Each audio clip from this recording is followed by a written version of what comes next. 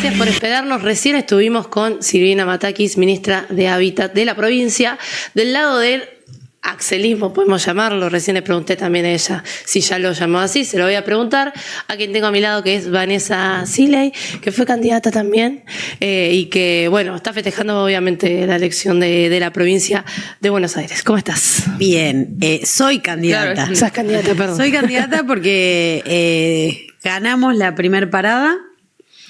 Importante porque la gente votó en contra de la maldad. Creo que eso quedó demostrado en la provincia de Buenos Aires. En contra de la maldad me refiero a meterse con los jubilados, con las personas con discapacidad, con el desfinanciamiento de la obra pública, de la salud, fundamentalmente de la salud también, de la salud mental, de entregar el país. La gente votó en contra de entregar el país y lo estamos viendo en todo sentido, la entrega de la soberanía nacional, no solamente por la deuda externa, sino hasta incluso por los productos importados que están destruyendo la industria nacional. Mira, por ejemplo, la industria textil, ¿no? Y creo que eso es muy importante, que nuestro pueblo haya hablado y fíjate que el peronismo ganó en 17 municipios que no gobernamos, que no hay intendentes peronistas, ¿no? Y eso es muy, muy, muy importante porque creo que además de la militancia, la participación y la fuerza que le pusieron los compañeros intendentes, hubo una decisión soberana del pueblo de decirle a Milei que bueno, que de esta manera no. Que de esta manera no. Bueno, recién con Silvina hablábamos de la razón económica, que una parte, si querés, del peronismo hace esa lectura respecto a que la gente vota con el bolsillo, y al mismo tiempo los análisis previos a la elección hablaban de una interna del peronismo que quizás no se iba a traducir, si querés, en un buen voto en las urnas. Una interna que después obviamente se saldó yendo todos juntos por Fuerza Patria, sí. Pero más allá, para lo que viene para adelante, ¿vos crees que si de repente mejora la economía? Faltan 40 días más o menos. Sí. Mucho no puede mejorar en las condiciones reales, ¿no?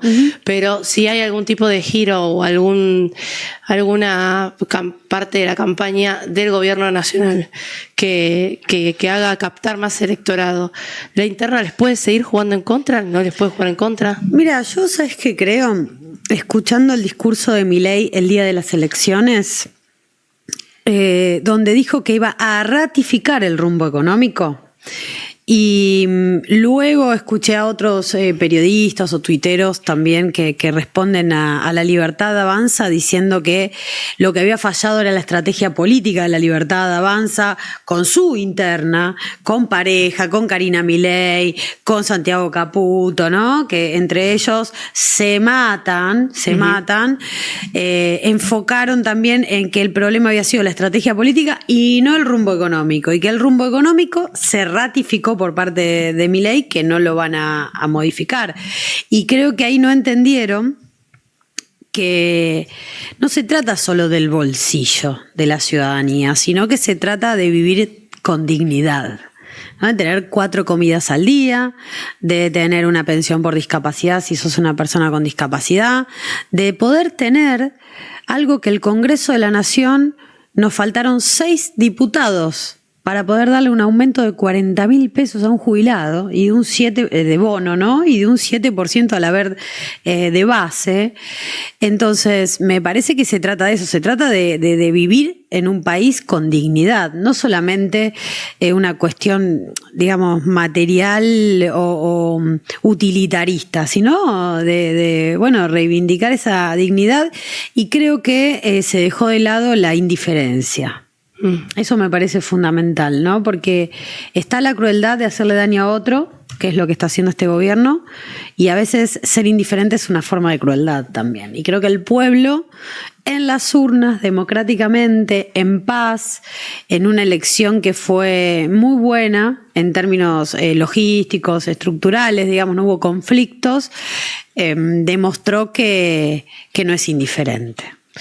Se le opone a Axel Kicillof como el gran ganador de la elección, porque fue el de la decisión de desdoblar las elecciones en su momento, y hoy está como figura central. ¿Para vos nació un axelismo pues separado del Mira, peronismo? para mí lo que hay que entender también es que incluso desde San José 1111, ¿no? Donde hoy el sistema judicial, el poder concentrado y el sistema mediático, bajo una causa vialidad que en términos jurídicos es una aberración jurídica, la causa vialidad, secuestró a la líder, la conductora de nuestro movimiento. Ella, desde su lugar, una vez más garantizó que la unidad sea posible.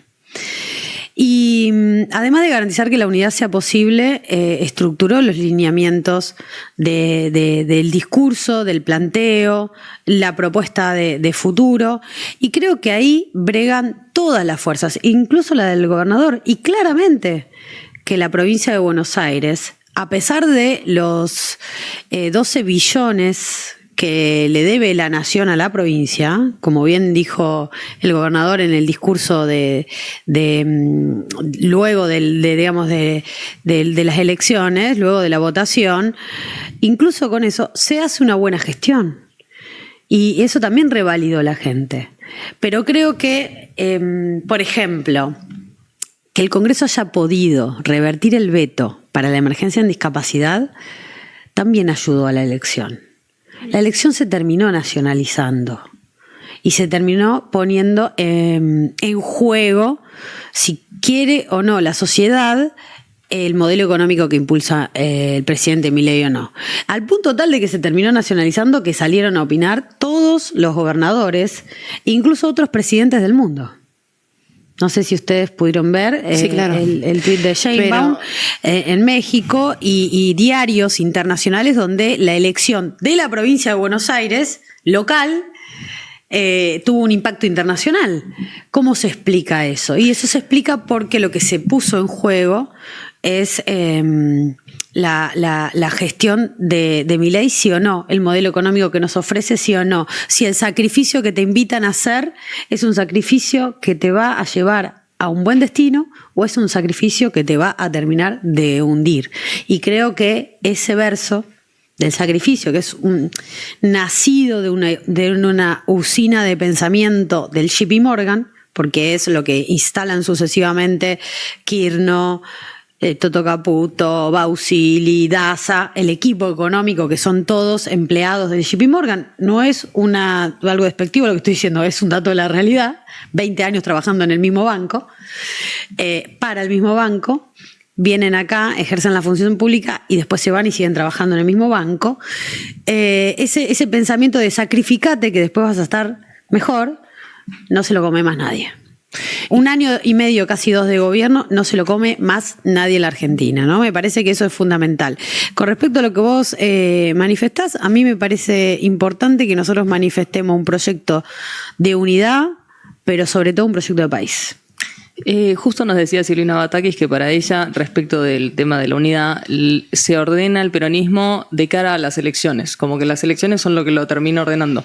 ¿Vos entendés esa unidad detrás de una persona en particular y en ese caso esa persona es Cristina o pensás que hay una posibilidad de que esa persona sea Axel Kicillof justamente, que es como el que más se desliza para ser candidato a presidente justamente? ¿Sabés qué pasa? Que el problema nuestro es un problema de representación, que creo que es un problema de la sociedad toda. Lo que demostró la cantidad de votos que nosotros sacamos, que fueron prácticamente los mismos que sacamos en el 21 e incluso en el 17, si vamos a medir elecciones legislativas, aumentamos ese caudal, no sé, creo que dicen 400.000, 500.000 votos más, comparativamente con esas otras elecciones legislativas,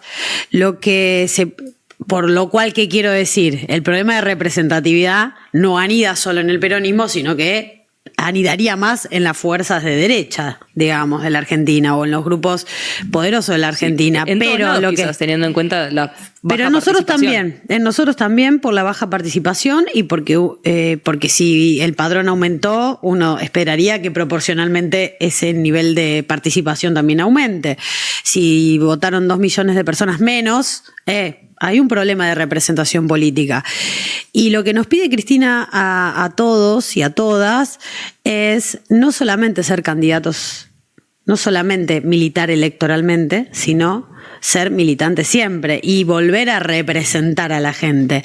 Creo que eso es lo que tenemos que trabajar. Si yo hoy, donde todavía me falta una parada, que se llama 26 de octubre, que se llama Congreso de la Nación, que tuvo un rol fundamental el Congreso en la toma de conciencia del pueblo de una elección legislativa. Cuando el Congreso dijo no a los decretos de Milei, cuando dijo emergencia de discapacidad sí, cuando dijo financiamiento universitario sí, cuando dijo aumento a jubilados, aunque hayamos perdido por 6 votos.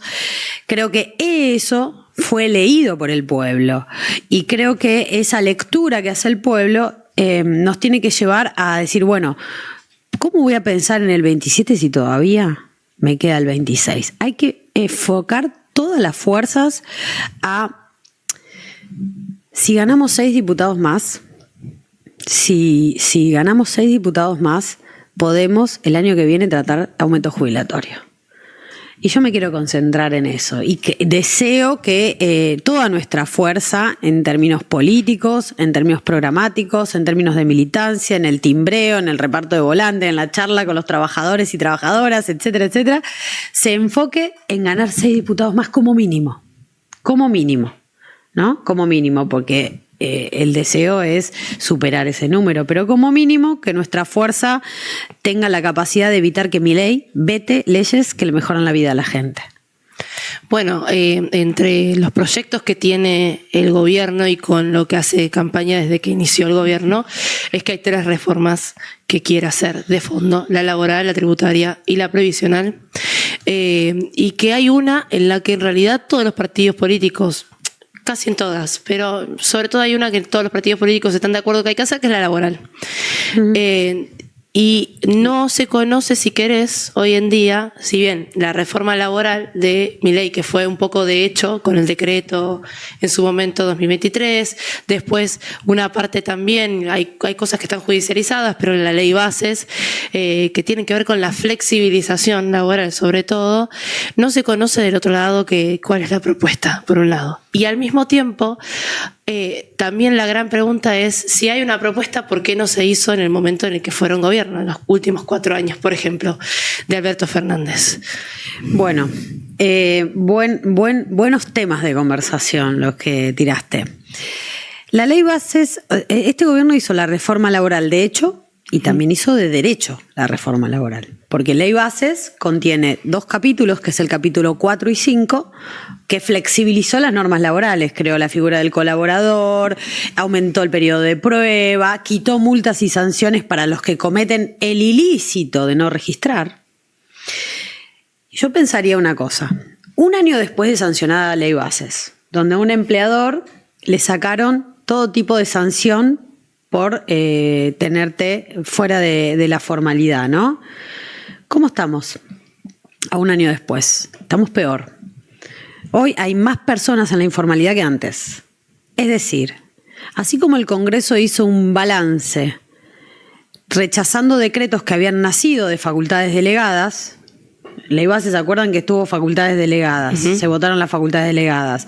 ¿Qué hizo Sturzenegger? Desreguló el INTI, el INTA, Vialidad Nacional, los Institutos de la Cultura, vía decretos, fundándose en esas facultades. Y el Congreso dijo, no, yo no te di tantas facultades. Y rechazó esos decretos. De la misma manera, tenemos que revisar ley bases. Che, ¿funcionó la quita de sanciones? Con datos de la realidad, hay 8.800.000 personas en la informalidad, más que el año pasado. Según los números, 40-50% de informalidad en la Argentina. ¿Funcionó ley bases? No funcionó porque no creó más empleo registrado. Con respecto a la propuesta de nuestro espacio político, nosotros, siguiendo el mandato de Cristina desde el Partido Justicialista, estamos preparando un encuentro nacional del trabajo para conglomerar propuestas laborales de reforma o de actualización de normas laborales que están tal vez dispersas, que han presentado algún diputado, otro diputado, o que lleva adelante las centrales obreras o ciertos sindicatos, y armar nuestro propio esquema de actualización de normas laborales. Mirá, con respecto a licencias por cuidados, con respecto, y no solo licencias, sino toda la materia de cuidados, porque la moratoria, que tampoco pudimos revertir el veto de Milei a la existencia de la moratoria, en materia de cuidados es fundamental, porque es el reconocimiento a las amas de casa que laburaron toda su vida y que ex post, es decir, en edad jubilatoria, el Estado dice tu trabajo valió, porque trapeaste, limpiaste, cuidaste, gestionaste el hogar, y esa valorización del empleo, yo como Estado te la tengo que reconocer, eso es una moratoria. ¿No? Una jubilación, porque la moratoria se conocía popularmente como jubilación de amas de casa, sí, porque principalmente beneficiarias a las amas de casa, ¿no? Entonces creo que la materia de cuidados es muy amplia para el debate del futuro. La reducción de la jornada laboral. Nosotros empezamos a tratar la reducción de la jornada laboral. Yo presidí 4 años la Comisión de Legislación del Trabajo y sacamos un montón de proyectos normativos, entre ellos el teletrabajo, por ejemplo. Pero que después fue deficientemente reglamentado, porque lo importante de las leyes, queridas compañeras, no es solamente que existan, sino que se ejecuten correctamente. Claro. Una ley mal ejecutada es peor que no tener ley. Y, como digo, porque usted me pregunta nuestra propuesta, y yo quiero tener la posibilidad de contar nuestra propuesta, la lucha por el tiempo, en un momento donde la productividad, la tecnología, la digitalización de los procesos, la inteligencia artificial hace que esto que antes se hacía en 3 meses se haga en 1 minuto, es inevitable la discusión de la reducción de la jornada laboral. El mundo discute la reducción de la jornada laboral. Eso tiene que ser parte de nuestra actualización normativa. La economía de plataformas, Rappi, Pedido Ya, las distintas empresas que trabajan, por ejemplo, con el reparto de cosas. No hablo del traslado de personas, sino que sería Uber y otras plataformas, sino el reparto de cosas. Eso también requiere una reglamentación en nuestro país, pero no solamente para que los trabajadores y trabajadoras tengan derechos si se accidentan, algo mínimo, sino además para que esas empresas tributen en el país donde se llevan la ganancia. Esto también es fundamental. Y quiero dejar algo bien en claro. Ninguna ley genera empleo. Lo que genera o destruye trabajo es el modelo económico. Si vos tenés un modelo económico que se funda en la adquisición de riquezas, de la valorización financiera, no vas a generar puestos de trabajo genuinos. Y por ende vas a desfinanciar más el sistema previsional argentino porque no hay aportes y contribuciones al sistema de la seguridad social. Claro.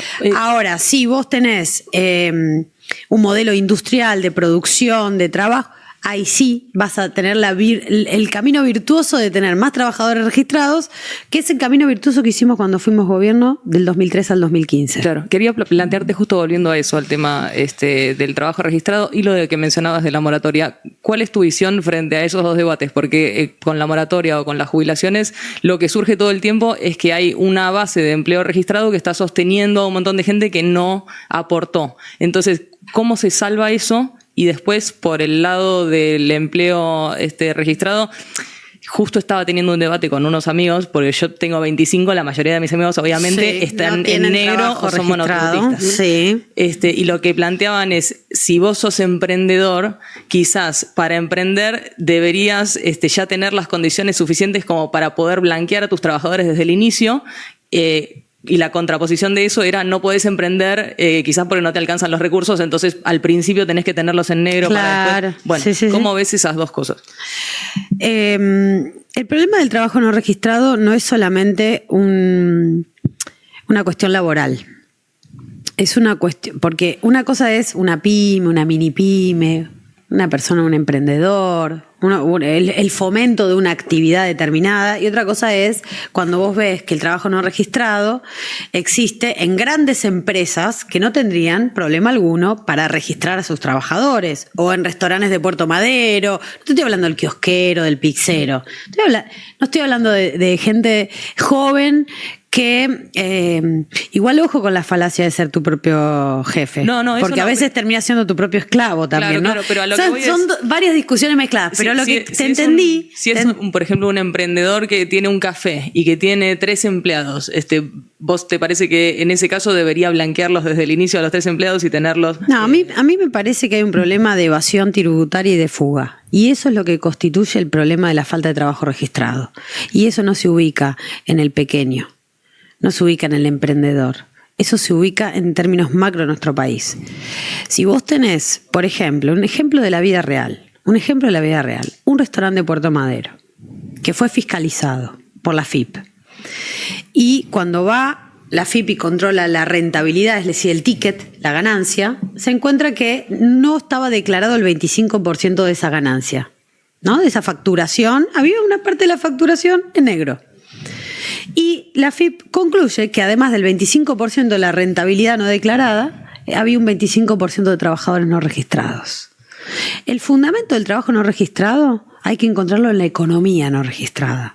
Después, programas de apoyo para emprendedores, tiene que haber.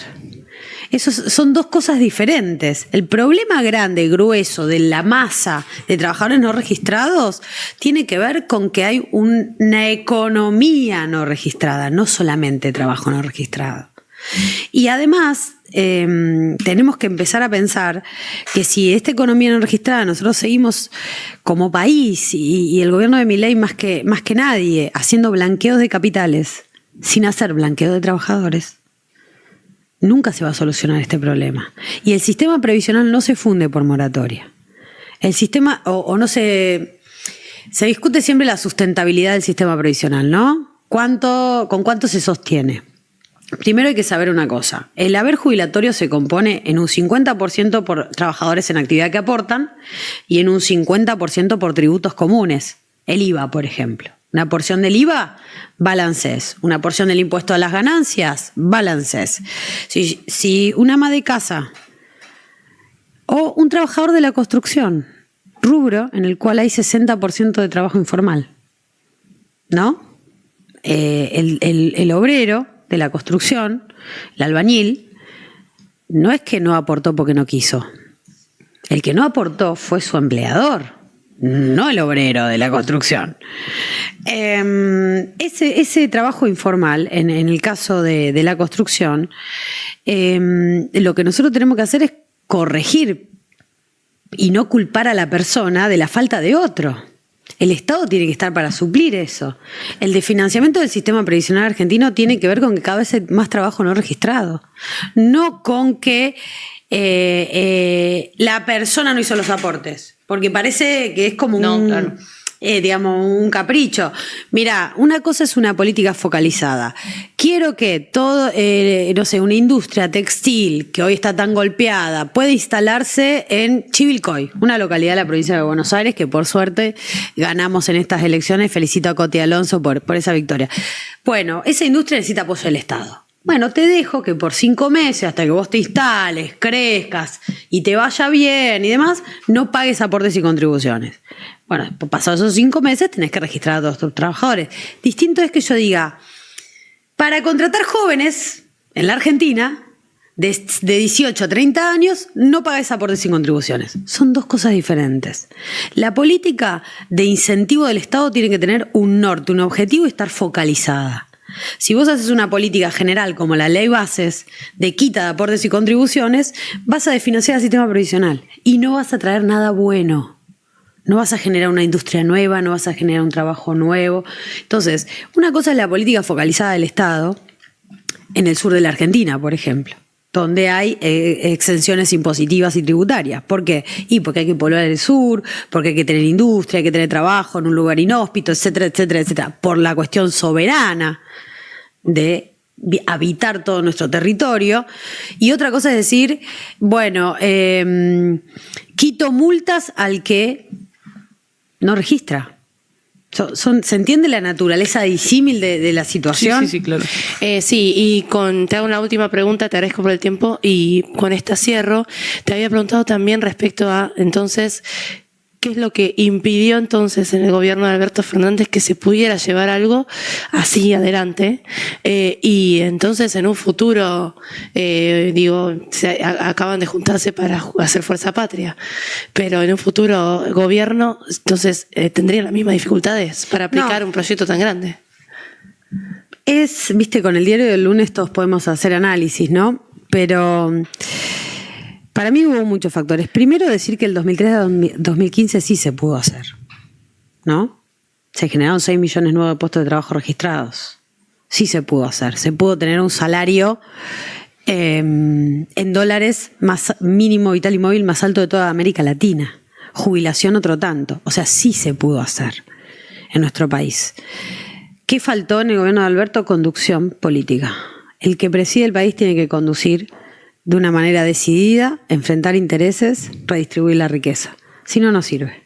Si vos haces una ley de teletrabajo en el Congreso de la Nación y después el Poder Ejecutivo la reglamenta mal y no le obliga a las empresas a pagar la silla ergonómica, los materiales, los elementos de trabajo, que puedan las mamás que hacen teletrabajo tener un horario más flexible, por ejemplo, o la desconexión digital.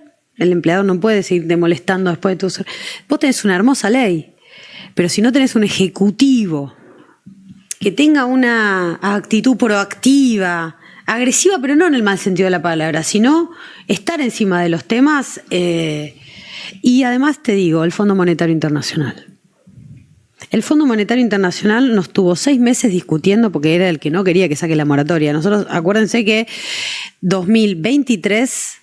terminamos votando la moratoria que después este gobierno sacó en noviembre, si mal no recuerdo. Y la estábamos queriendo impulsar. No quería el Fondo Monetario que nosotros pongamos la moratoria.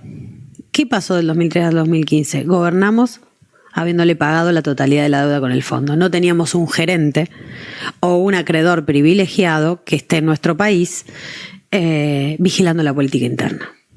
Esto es fundamental. El desendeudamiento es clave. Y creo que nuestro país tiene la soberanía suficiente, los recursos naturales suficientes para que con una fuerte administración, miren, tenemos el gasoducto, tenemos litio, tenemos cobre, tenemos minerales, tenemos mares, tenemos territorio, tenemos gas, tenemos petróleo, al punto tal de que podríamos hacer una administración eficaz con agregado de valor para tener los dólares necesarios para cubrir la deuda externa, pero sin olvidar a la gente, ¿no? Sin olvidar a los que vivimos y a las que vivimos en Argentina. Gracias, Vanessa, por venir. Gracias a ustedes.